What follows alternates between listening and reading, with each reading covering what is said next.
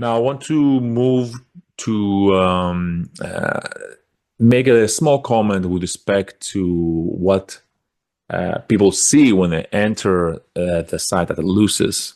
And you will see that there are some like temples and that are dedicated to Father Poseidon and Artemis.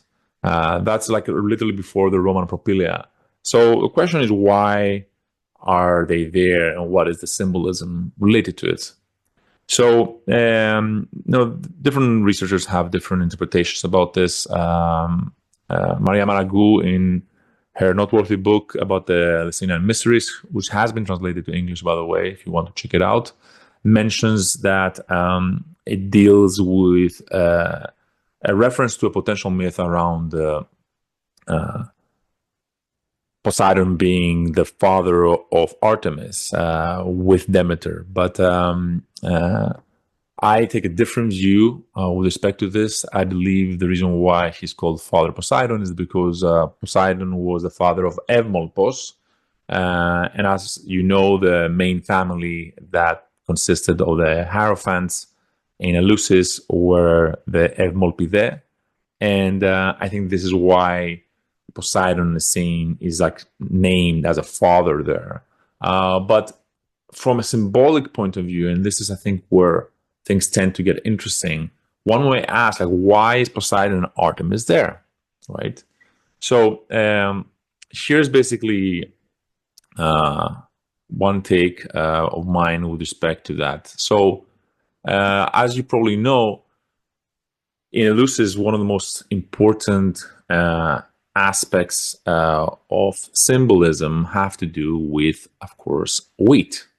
In Greek, wheat is solsitos, right? That's the word for it. And if you go to the etymological dictionary by Vazdekis, you'll see that sitos is actually connected with sio, which means to shake.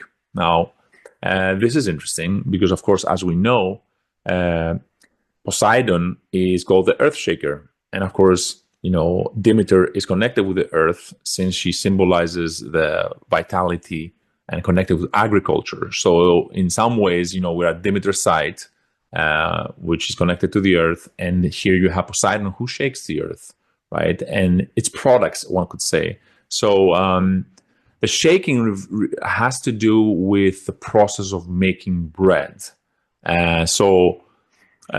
What I mean by that, so you probably know that, making bread involves a process of taking the wheat and going through threshing and winnowing. Now, the winnowing process is the one that involves shaking, because after the wheat has been gone through threshing and has been beat, then basically you take the result. And what the winnow would do is you would usually sometimes take the wheat and throw them, shake them and throw them into the air. And then the wind would basically take the wheat, because it was lighter, the chaff, and separate the wheat from the chaff. Now, there's a lot of symbolism in there. First of all, spiritual purification involves an amount of threshing and winnowing, where we are beat by the sort of waves of inner turbulence and crisis. Poseidon connected with both the waves and generally emotional turbulence. That's also in Maragou's book. She makes that association. And the first process has to do with that threshing that all of us go through when we try to purify ourselves. But then, after basically receiving that threshing, we are shaken and thrown into the air so that the wind, and this is interesting if you speak Greek, because obviously wind in Greek is connected with spirit, comes from the word pneo and pneuma. They both refer to both spirit and wind. So in some sense, it is spirit that removes the chaff from the wheat. So you can see how in the very process of making bread, you have this symbolism of the wind aka spirit, removing the chaff from the wheat in the process of winnowing. And then given that the chaff is lighter and is blown apart from the heavier seeds. So that's basically the connection with shaking and with essentially the wind and spirit. But there's a further connection with Poseidon there, because once you continue the process, first of all, you have to slightly moisten the wheat seeds after the wheat and the chaff is separated, and you use water for that. And you also add water to the flour after you crush essentially the wheat seeds in order to form dough. So essentially, water is a crucial element in that process of making bread. So if you connect that also, that the main purification for the greater mysteries happen at the sea in Phalero, then you see how essentially the process of Poseidon, the goal of Poseidon, is connected both with the purification through the sea and also with the making of bread. Now, I want to point out that you have many seeds and also a multiplicity that are then basically put together and crushed and become one. So you go from many to the one. It's another symbol there. And then once that happens, something is added to the flour that makes it rise. So there's an agent, yeast, to essentially create a transformation that causes rising before it's basically put into the oven in order to essentially be baked into the fire. So what you have here is you have a process of cleansing that involves both shaking and water associated with Poseidon. And then you have an agent that makes it rise. And the reason why I talk about rising is because the process of purification leads from cleansing to virtue. And why am I mentioning virtue? Because the Greek word for bread, especially the kind of bread that was potentially used in Eleusis in the kistes, in the baskets, is called artos. And artos is a word that is connected, of course, to Artemis. Etymologically, it's connected to artio in ancient Greek, which means something that takes a lot of preparation to essentially complete, and potentially to artios, which means complete, or perfect, or whole. So what we see is that a process of purification leads to something that a process of purification that takes a lot of preparation leads to something complete, something that is good for you, which is bread. It's considered to be a complete food, and it's called artos, which is connected to Artemis. And why did I mention the connection with virtue?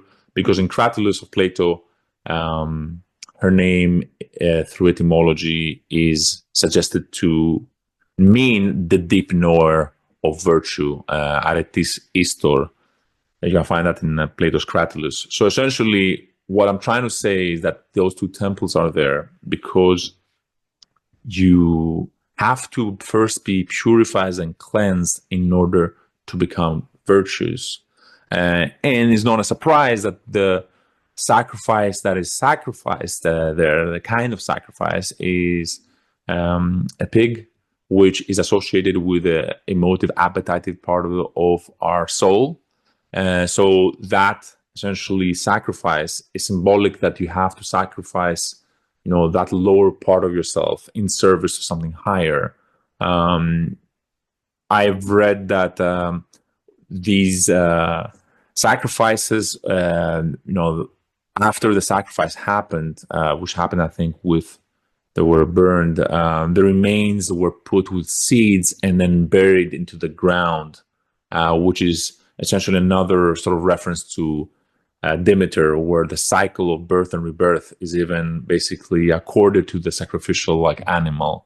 So essentially, if I'm not mistaken, they even washed their pigs in the sea before taking them to be sacrificed. But that is the ritual symbol as to why they would sacrifice these animals to Artemis to virtue. So you sacrifice your lower part for your higher part connected to virtue after you have been cleansed through Poseidon in that process of separating your own like chaff from your own wheat through the wind, through spirit.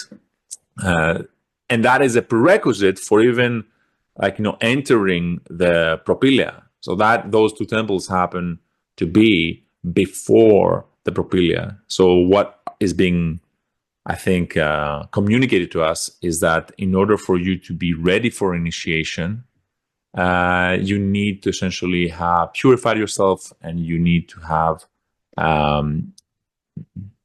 been heading or been going towards virtues, becoming a virtuous soul. The last thing I'll mention with respect to Artemis is the fact that Artemis has an adjective called limnea, which means of the lake.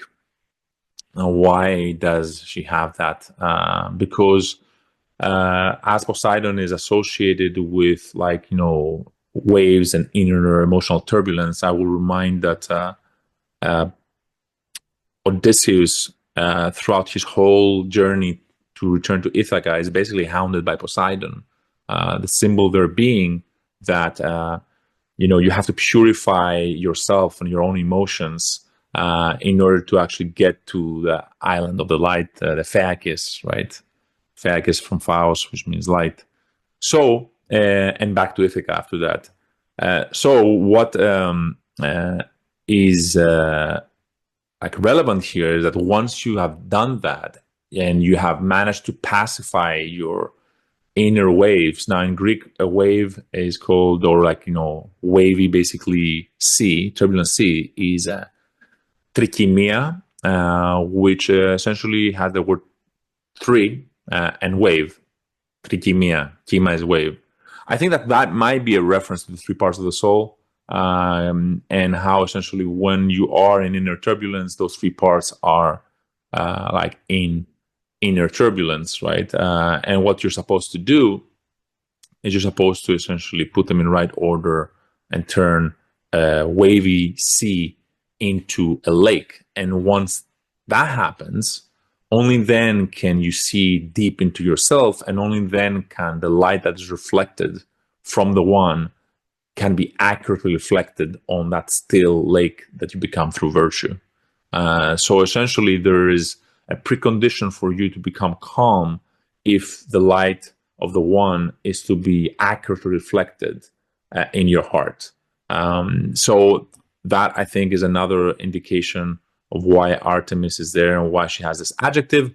And it may also be mentioned that Dionysus also has that adjective, Dionysos limneos, because after the process of initiation, which of course Dionysus plays a large role as Iacchos in the Eleusinian Mysteries, you achieve that inner tranquility and serenity that allows you to reflect the light of the one into your soul and heart. So I think that is worth considering with respect to why the temples of Poseidon and Artemis are positioned right before the Propylaea. Hope you found this useful, and thank you for listening.